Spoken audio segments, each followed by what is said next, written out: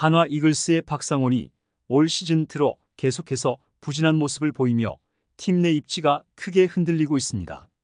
한화 구단은 그의 가치가 완전히 추락하기 전에 트레이드 카드로 활용해 최대한 이득을 보려는 움직임을 보이고 있는데요. 한화 이글스의 열성 팬들조차 박상원의 지속적인 부진에 불만을 터뜨리며 그의 방출을 요구하는 등 목소리가 점점 커지고 있는 가운데 팀 내부에서는 박상원의 거취를 두고 심각한 논의가 진행되고 있죠. 이와 관련된 내용 자세하게 정리해 드리겠습니다. 한화 이글스는 7월 2일 대전 한화생명 이글스파크에서 열린 2024 KBO 리그 KT 위즈와의 홈 경기에서 선발 와이스의 호투에도 불구하고 연장 11회 고비를 넘지 못하며 5대6으로 역전패를 당했습니다. 특히 이날 패배로 41만에 9위로 처지며 더욱 아쉬움을 남겼죠. 이날 경기 선취점의 주인공은 한화였는데요. 2회 말 노시환과 안치홍의 연속 안타를 시작으로 최은성의 몸에 맞는 볼에 이어 김태현의 병살타로 1점을 따냈고 후속타자 이도윤의 적시타로 2대0으로 앞서 나갔습니다. 그러나 KT의 기세도 만만치 않았는데요. 5회 초 오재일의 안타를 시작으로 1사 후 김상수가 볼넷으로 출루했고 강현우가 3런 홈런을 날리며 단번에 점수를 뒤집어버렸죠. 반격에 나선 한화는 1사 후 황영묵의 안타와 장진혁의 볼넷에 이어 페라자의 1타점 적시타로 3대3 동점을 만들었고 이후 불펜 싸움으로 결국 연장전에 들어갔습니다. 치열하던 두 팀의 승부는 11회 초에 갈렸는데요.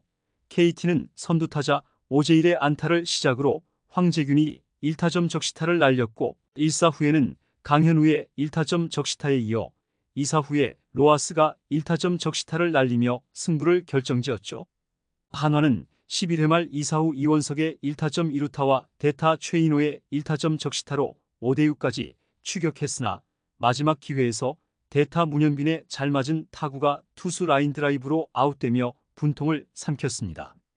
한화 이글스의 선발 투수로 등판한 와이스는 6이닝 3실점, 5탈삼진, 5피안타, 2볼넷을 기록하며 호투했지만 다섯 번째 투수로 올라온 박상원이 0.1이닝 3실점, 4피안타로 부진하며 패배의 결과를 초래했는데요. 이로 인해 한화 팬들 사이에서는 박상원에 대한 비난 여론이 들끓고 있는 상황이죠.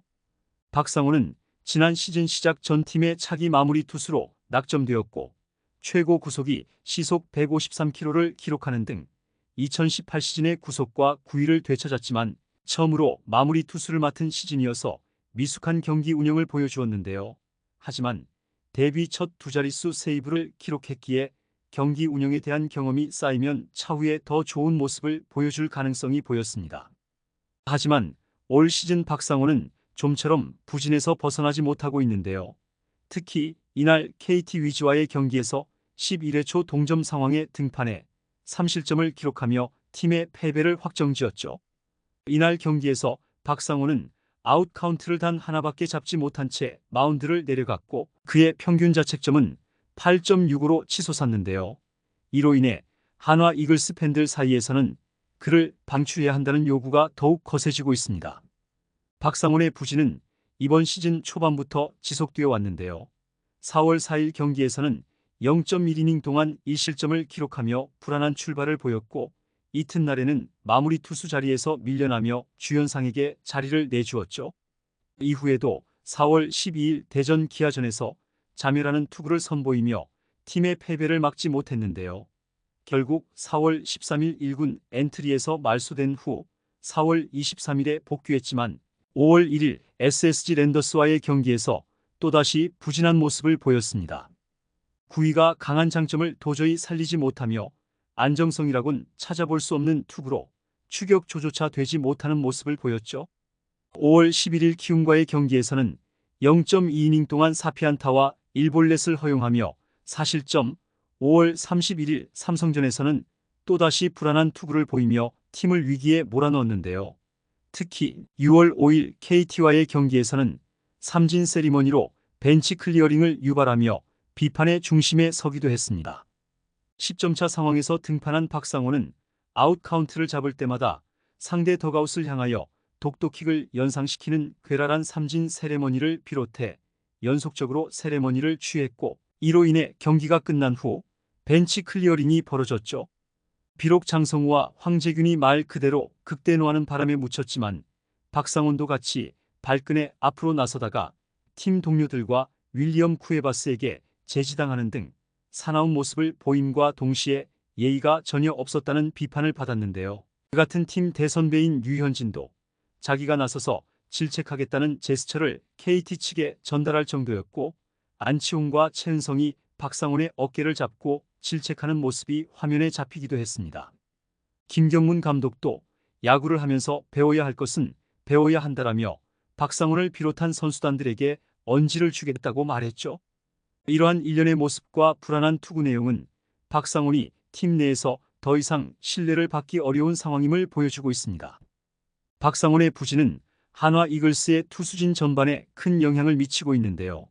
시즌 초반부터 불안한 모습을 보이며 경기 흐름을 뒤집지 못하는 경우가 잦았고, 이는 팀의 전력에도 부정적인 영향을 미쳤죠.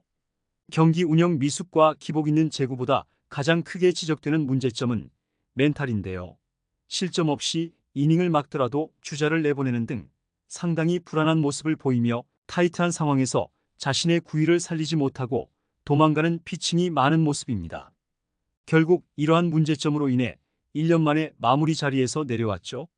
그러나 마무리에서 내려온 이후에도 끔찍한 피칭을 보여주고 있는데, 원인은 전체적인 구위의 하락 때문인 것으로 보입니다. 특히 주무기인 포크볼이 자꾸 말려 들어가거나 낮게 던져도 위력적이지 않다 보니 던질 수 있는 게 포심과 고속 슬라이더밖에 없는데, 이마저도 작년에 비해 구위가 하락하는 바람에 피칭 디자인이 단조로워질 수밖에 없으며, 이게 약한 멘탈 문제와 겹쳐 2024년에 커리어 역사상 최악의 성적을 기록하고 있는 것이죠. 한화 이글스는 결국 박상원의 부진을 더 이상 방치할 수 없는 상황에 이르렀는데요. 팀 내부에서는 그의 방출 가능성을 진지하게 검토하고 있으며, 동시에 그의 가치를 최대한 활용할 방안을 모색하고 있습니다.